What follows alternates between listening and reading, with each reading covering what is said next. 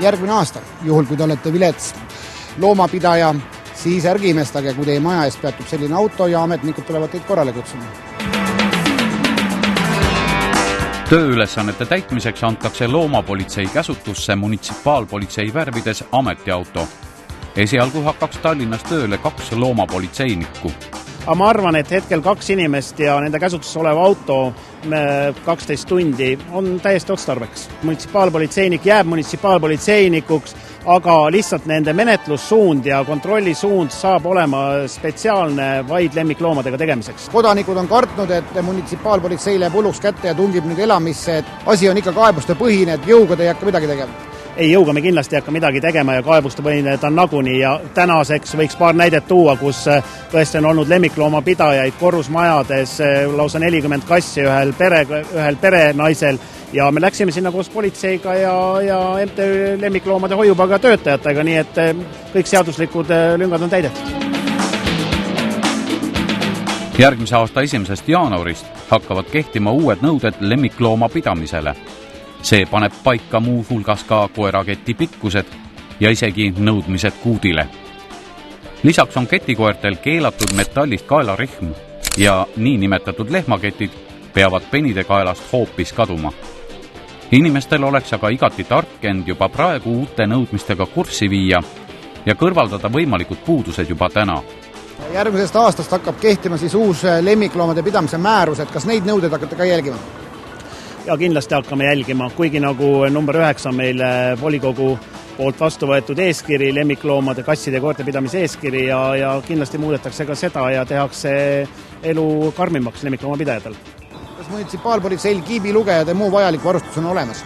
Jah, nii et need, kellel kiipe ei ole lemmikloomadel pandud, et kartke, et tõesti meil on see olemas. Ja siis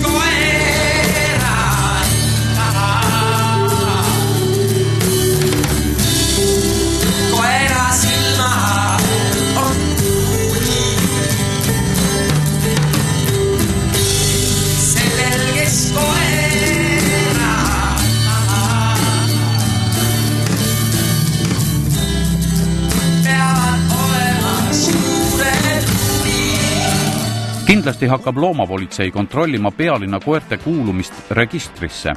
1. augustil 2006 kehtestas Tallinna linnavalitsus lemmikloomade pidamise eeskirja, mille kohaselt tunnustatakse lemmiklooma märgistusena vaid mikrokiipi ja kõik Tallinna linnaelanike koerad tuleb kanda registrisse. Eriti me käime parkides ja jälgime seda kiibikontrollijatega, et kas on nad vastavas koerte registris või neil on siis varemalt muud andmed koerte jaoks. Kui suur on trahv selle eest, kui koer on kiipimata? Kuni 6000 krooni. Siiamaani pole tallinlased seda kohustust paraku täitnud.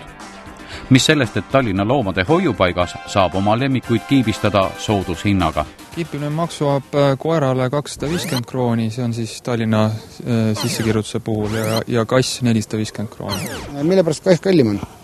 Tallinna linn ei kompenseeri praegu registritasu endiselt kassi omanikele. Siin on olnud juhtumid, et inimesed maksavad ka registrisse kandmise eest, aga loom ei ole registris. Kuidas see juhtub?